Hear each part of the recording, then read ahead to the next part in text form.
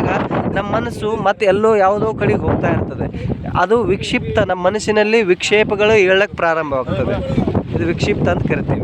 ಇನ್ನು ಏಕಾಗ್ರತೆ ನಮ್ಮ ಜ್ಞಾನಕ್ಕೆ ಕುಳಿತುಕೊಂಡಾಗ ನಮ್ಮ ಮನಸ್ಸು ಸುಮಾರು 10ರಿಂದ 15 ನಿಮಿಷ 30 ನಿಮಿಷ 40 ನಿಮಿಷ ಕೂತ್ಕೊಂಡ ನೆಕ್ಸ್ಟ್ ನಮ್ಮ ಮನಸ್ಸು ಎಲ್ಲೋ ಕಡೆ ಚಂಚಲ ಆಗಕ್ಕೆ ಸ್ಟಾರ್ಟ್ ಮಾಡ್ತಾ ಇರ್ತದೆ. ಇದು ಏಕಾಗ್ರತೆ ಸ್ಥಿತಿ. ನಿರುದ್ಧ ಸ್ಥಿತಿ ಅಂದರೆ ಇದು ಯೋಗಿಗೆ ಅತ್ಯುತ್ತಮವಾದಂಥ ಸ್ಥಿತಿ, ನಿರುದ್ಧ ಸ್ಥಿತಿ. ಯಾವಾಗ ಈ ನಿರುದ್ಧ ಸ್ಥಿತಿಗೆ ಯಾವಾಗ ಈ ಸ್ಥಿತಿಯಲ್ಲಿ ಬಂದುಕೊಳ್ತಾನೋ ಸಾಧಕನು ಏನು ಅನ್ಕೊಳ್ತಾನೋ ಅದು ಸಾಧನೆ ಮಾಡಲು ಸಾಧ್ಯವಾಗ್ತದೆ.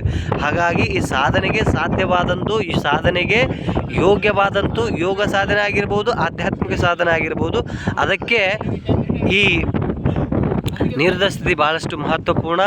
ಹೀಗೆ ಮನಸ್ಸಿನ ವಿಚಾರಗಳು ಬಹಳಷ್ಟು ಪ್ರಾಮುಖ್ಯತೆ.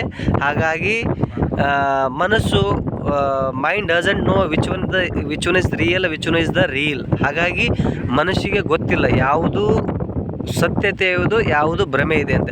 ನಾವು ಮನಸ್ಸಿಗೆ ಹೇಗೆ ಸಂಸ್ಕಾರಗಳನ್ನು ಕೊಡ್ತೀವೋ, ಮನಸ್ಸಿಗೆ ಹೇಗೆ ನಾವು ಪ್ರಭಾವವನ್ನು ಕೊಡ್ತೀವೋ, ಮನಸ್ಸು ಹಾಗೆ ನಿರ್ಮಾಣವಾಗ್ತದೆ. ಹಾಗಾಗಿ ನಾವು ಮನಸ್ಸಿಗೆ ಯಾವಾಗಲೂ ಸಕಾರಾತ್ಮಕವಾಗಿ, ಧನಾತ್ಮಕವಾಗಿ ಭಾರತೀಯ ಸಂಸ್ಕೃತಿ ಪರಂಪರೆಯನ್ನು ಅಳವಡಿಸಿಕೊಳ್ಳುವಂತಹ ಭಾವಗಳನ್ನು ತುಂಬ್ತಾ ಇದ್ದರೆ ನಮ್ಮ ಮನಸ್ಸು ಯಾವಾಗಲೂ ಅದೇ ರೀತಿ ನಿರ್ಮಾಣವಾಗ್ತದೆ. ಹಾಗಾಗಿ ಮನಸ್ಸು ಅದಕ್ಕೆಲ್ಲ ನಮ್ಮ ಕನ್ನಡದಲ್ಲಿ ಒಂದು ಗಾದೆ ಇದೆ, ಮನಸ್ಸಿದ್ದರೆ ಮಾರ್ಗ ಅಂತೇಳಿ. ಹಾಗಾಗಿ ಮನಸ್ಸನ್ನು ಮಾಡಬೇಕು, ಯಾವುದೇ ಸಾಧನೆ ಮಾಡಬೇಕಾದ್ರೆ ಅದಕ್ಕೆ ಮನಸ್ಸು ನಾವು ಹತೋಟಿಯಲ್ಲಿ ತರಬೇಕಾದ್ರೆ ನಮ್ಮ ಯೋಗಶಾಸ್ತ್ರದಲ್ಲಿ 2 ಮಾರ್ಗಗಳನ್ನ ಹೇಳಿದ್ದಾರೆ.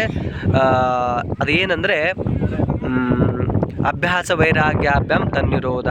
ಇದು ಸೇಮ್ ಭಗವದ್ಗೀತೆಯಲ್ಲೂ ಕೂಡ ಇದೇ ಹೇಳಿದ್ದಾರೆ, ಅಭ್ಯಾಸ ವೈರಾಗ್ಯಾಭ್ಯಂ ತನ್ನಿರೋಧ.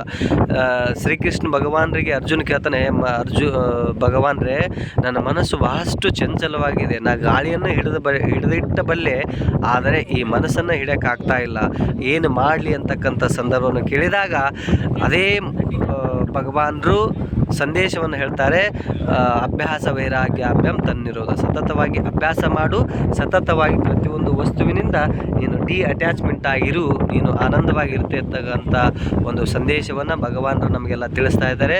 ಹಾಗಾಗಿ ನೀವೆಲ್ಲ ಅಭ್ಯಾಸ ವೈರಾಗ್ಯವನ್ನು ನಮ್ಮ ಮಾರ್ಗವಾಗಿ ಮಾಡಿಕೊಂಡು ನಾವು ಮನಸ್ಸನ್ನು ದಾಟಿ ಆ ಪರಮ ಲಕ್ಷ್ಯವನ್ನು ಪ್ರಾಪ್ತಿ ಮಾಡಿಕೊಳ್ಳೋಣ ಅಂತಕ್ಕಂಥ ಮಾತನ್ನು ತಿಳಿಸ್ತಾ ಇಲ್ಲಿಗೆ ಮಾತನ್ನು ಮುಕ್ತಾಯಗೊಳಿಸೋಣ. ಹರಿ ಓಂ ಗುರುಭ್ಯೋ ನಮಃ.